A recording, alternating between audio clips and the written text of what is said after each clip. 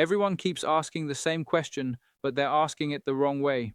Is the Dubai property bubble finally over? Because half the internet is screaming that a crash is coming any second, while the other half is convinced this market hasn't even warmed up yet. And the scary part isn't that people disagree. The scary part is that both sides sound confident. So if you're watching from the outside, trying to decide whether to buy, sell, or stay far away, it feels like standing in the middle of a storm with everyone pulling you in opposite directions. But here's the uncomfortable truth most people won't tell you. The real answer isn't dramatic, it isn't extreme, and it definitely isn't viral. Because the truth usually lives in the middle, and the middle is boring unless you know exactly where to look. I want you to imagine something for a second. Imagine two people standing in front of the same building. One says it's about to collapse, the other says it's unbreakable. They're both looking at the same structure, but they're not judging the same thing. One is staring at the paint, the other is checking the foundation. And that's exactly what's happening with Dubai real estate right now.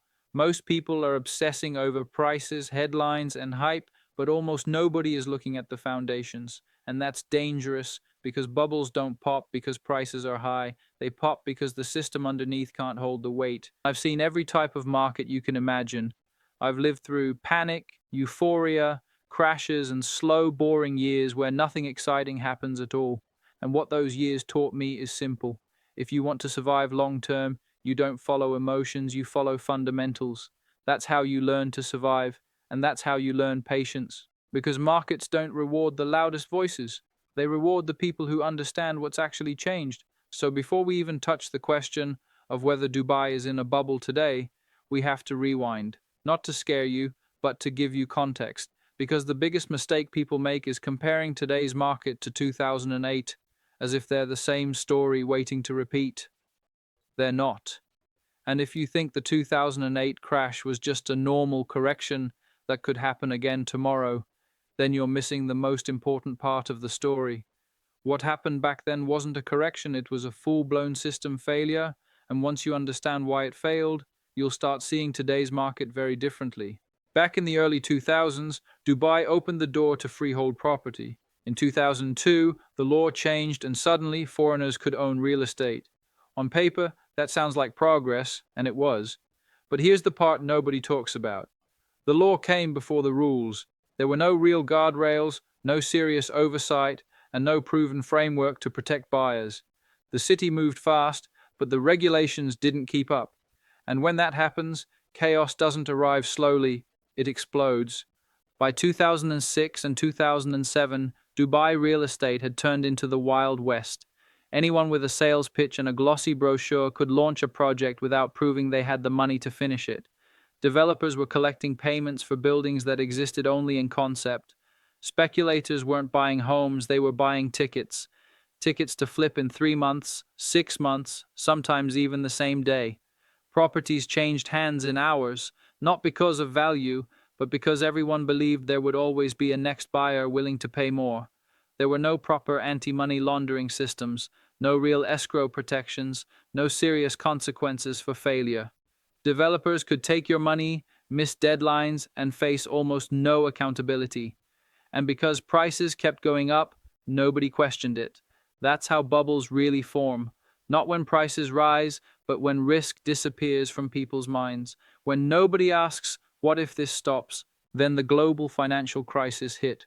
And when the outside pressure came in, the inside collapsed instantly. Properties that sold for 1 million dirhams suddenly couldn't sell for half that price. And even then, there were no buyers. Projects were abandoned. Investors were wiped out. People didn't lose profits. They lost everything. Not because Dubai was bad, but because the system was broken. The foundation couldn't support what was built on top of it. So here's the first big shift you need to make if you want to think clearly. Stop asking whether prices could fall. Of course they can. Every market corrects. Instead, ask whether the same kind of systemic failure could happen again. Because that's the difference between a correction and a collapse, and that difference lives entirely in regulation.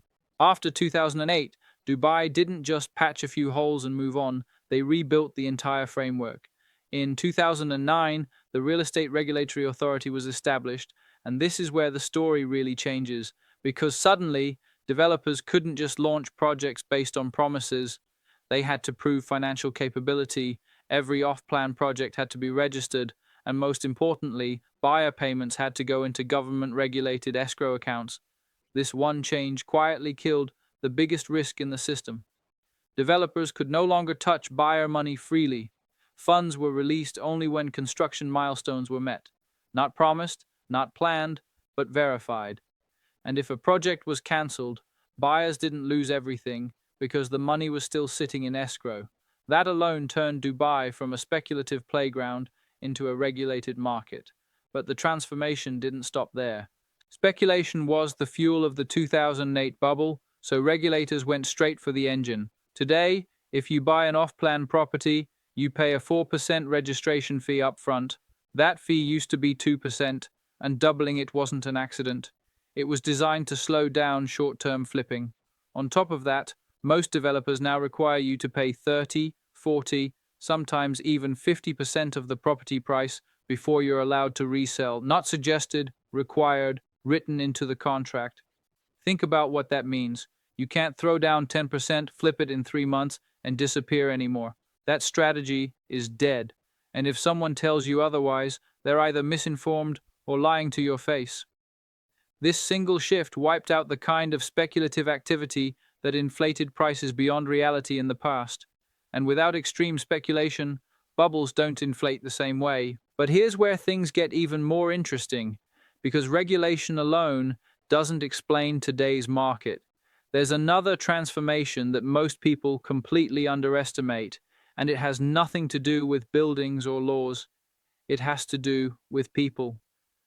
Dubai used to be seen as a temporary city, a place where people came for a few years, made tax-free money, and left. And for a long time that was true. Visas were short-term, residency felt unstable, renting made more sense than buying, but that identity no longer fits the city. Today, long-term residency exists, golden visas offer 10-year stability, and when people know they can stay, their behavior changes. They don't think like tourists anymore. They think like residents. They buy homes, not just investments. They build businesses, not exit plans. And Dubai itself reinforced this shift by removing the need for local partners, introducing corporate tax and VAT, not out of desperation, but to signal maturity. These were moves designed to tell the world one thing: this isn't a temporary experiment, this is a long-term economic hub. So when you're trying to judge whether a market is fragile or stable, don't just look at charts, look at commitment. Are people staying longer? Are institutions setting up permanent operations? Are families planting roots instead of passing through? Because those answers tell you far more about sustainability than price movements ever will. Now here's the part most people misunderstand. A healthy market doesn't go straight up forever. That's not strength, that's imbalance. Real markets breathe. Prices rise, stabilize, and sometimes pull back. A 5, 10, even 15% drop doesn't mean panic. It means adjustment. A bubble burst looks very different. It's sudden, violent, and accompanied by mass selling and vanishing demand. And the key indicator is occupancy. As long as properties are being lived in, rented, and used, the foundation is intact. But there's one final signal that separates today's Dubai from its past. And this is where smart money quietly speaks while noise gets louder. Institutional investors, family offices, high net worth individuals aren't just buying units. They're setting up permanent structures, trusts, foundations, long-term strategies. These are not people chasing quick flips. These are people who spend millions on due diligence before committing a single dollar. 10 years ago, setting up a family office in Dubai would have sounded reckless. Today, it's standard. And that shift tells you more than any headline ever could, because institutions don't move on hype, they move on stability. So is Dubai still a bubble, or has something fundamentally changed? You can probably feel where this is going, but the real question isn't whether the bubble is over. It's whether you understand where the real risks still are. Because even in a strong market, mistakes are expensive, and knowing that Dubai isn't 2008 anymore is only step one. The market isn't crashing, but it's also not forgiving. If you want clarity instead of confusion, strategy instead of speculation, and guidance instead of guesswork, contact APIL Properties now. Because in Dubai, Real estate timing isn't everything, knowledge is.